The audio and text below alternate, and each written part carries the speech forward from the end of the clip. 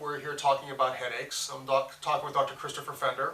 He's one of our doctors in our practice. We're located in Natrona Heights, in Brackenridge, Pennsylvania, right on the border of Natrona Heights. We've been in practice for just over 50 years.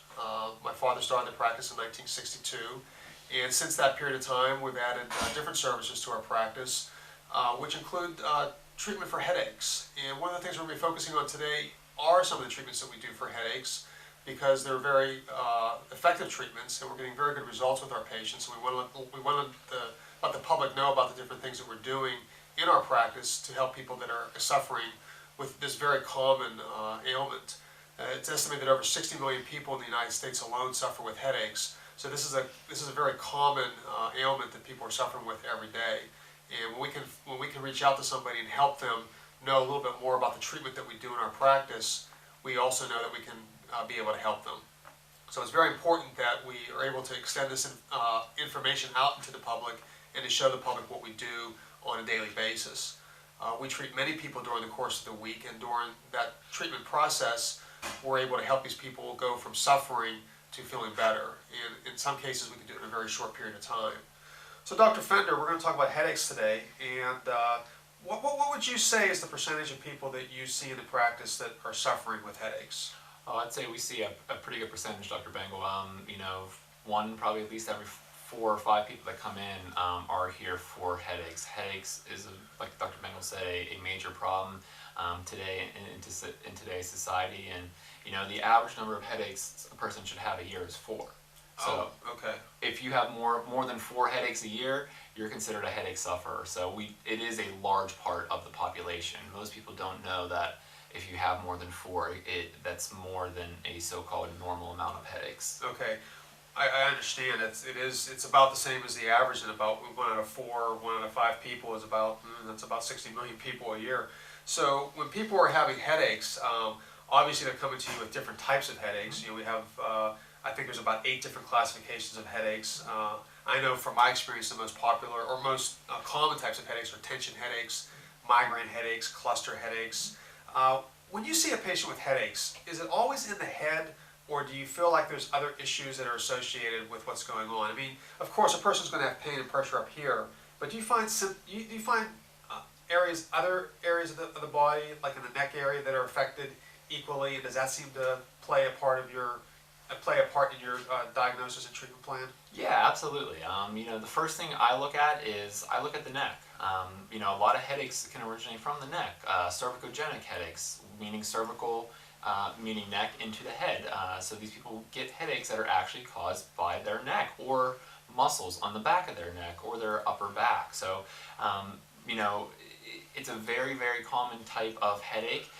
People normally have some tightness and some tension in the back of their neck or in their upper back, and these can lead to headaches. And these sufferers are suffering headaches every day because of this. And a lot of people think that, hey, it's just in my head, it can't be coming from anywhere else. But in reality, it could be coming from the neck. So we're going to do an exam here, and we're going to take some x-rays, and we're going to make sure that your headache is not coming from your neck, because a lot of people, I think, don't realize their headache that they're suffering from is actually related to their neck and their muscles and their back and upper neck. Okay, so you mentioned muscles. I know when I do an examination, I'm usually feeling for tight muscles, and those tight muscles are usually in the upper, like up this area in here. Tell me more about why that affects a person with headaches. Tell me a little bit about trigger points and what you find with trigger points and how that can relate to a person getting headaches. Yeah, absolutely. That's a great question. Trigger points are over-tightened balls of muscle. So when these muscles become over-tightened, the fibers of the muscle will not relax. So there gets a palpable knot actually in the muscle. Now, when you press on these muscles, you're going to be able to feel some pain. You might actually feel some pain that goes to different areas of the body. For example, if you have some tightness up here in this back of the muscle, up here, trigger point here, the pain can actually be related to your forehead. And so when you press on a muscle or a trigger point back here, you get referred pain up in the front of the forehead. So right there, that could be one type of headache somebody's suffering from. Now, These trigger points can be brought on by different repetitive activities that people keep doing.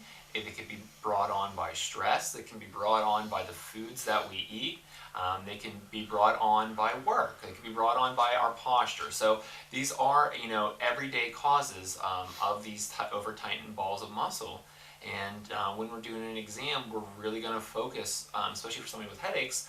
That's one of the areas where we really want to focus on. We want to focus on these trigger points, and we want to rule out and make sure that these trigger points are not causing people's headaches, because a lot of them are caused by trigger points. I see.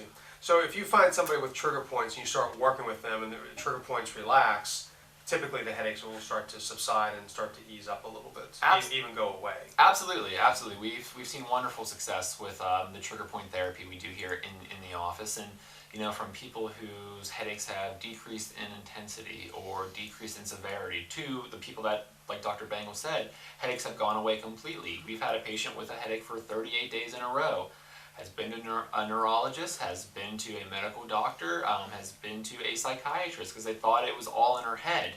Well, she now no longer has had a headache, and it's been over 4 months now without a headache. So when we really find the root cause of these headaches and really get down to some of the treatments that we do, it can be life-changing for people, because headaches are not fun. I mean, when we get a headache, it's hopefully goes away in a little bit. Well, there's people that it doesn't go away, and those are the people that we really want to help. We really want to help get better.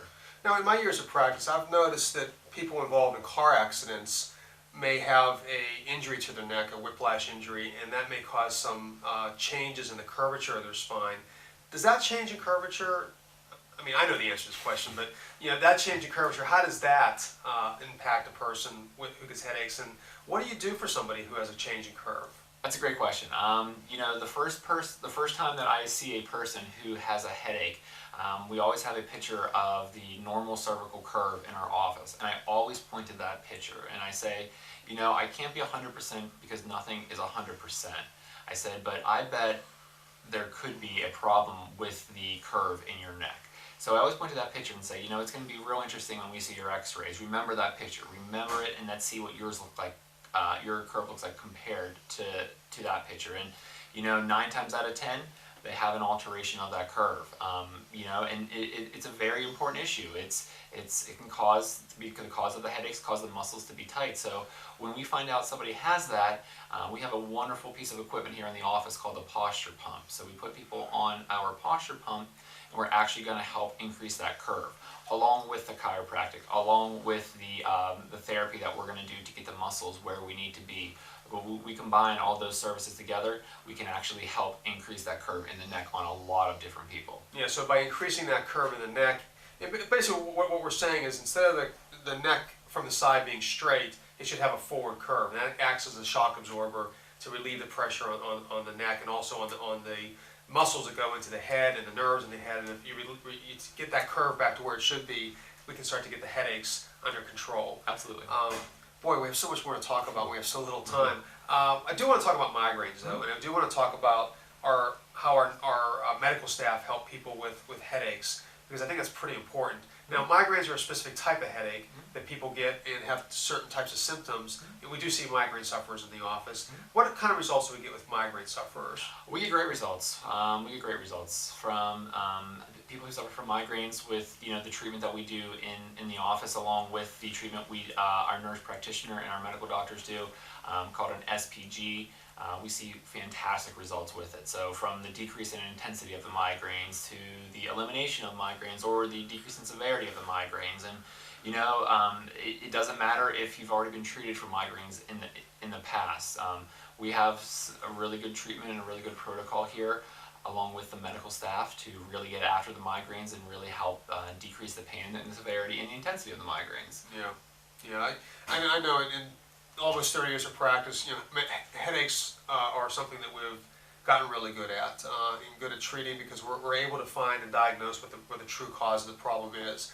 And that's what it really takes. You have to find what's really causing the problem, get down to the nitty-gritty, and find out how you can get a person doing better functionally. And once you improve the function of the spine and the function of the body, the symptoms usually start to go away. I'd like to invite our viewers to call our office if you're having problems with headaches. I would estimate that of the people that suffer from headaches that come to our office, about 90% get well. And that's a pretty good percentage. And even the 10% that don't get well get a little bit better. So we want to try to help you with your headaches. We want to try to get the problem under control and allow you to start living life again, because there's nothing worse than not being able to live life to the fullest. So if you're having headaches and what we talked about today made some sense to you, I'd encourage you to call our office. You can have a free evaluation in the office or on the phone, however we can communicate with you to find out if we can help you with your problem. Our office information, our telephone number is area code 724-224-2224. If you'd like to email us, you can email me at alleghenyhealth@gmail.com.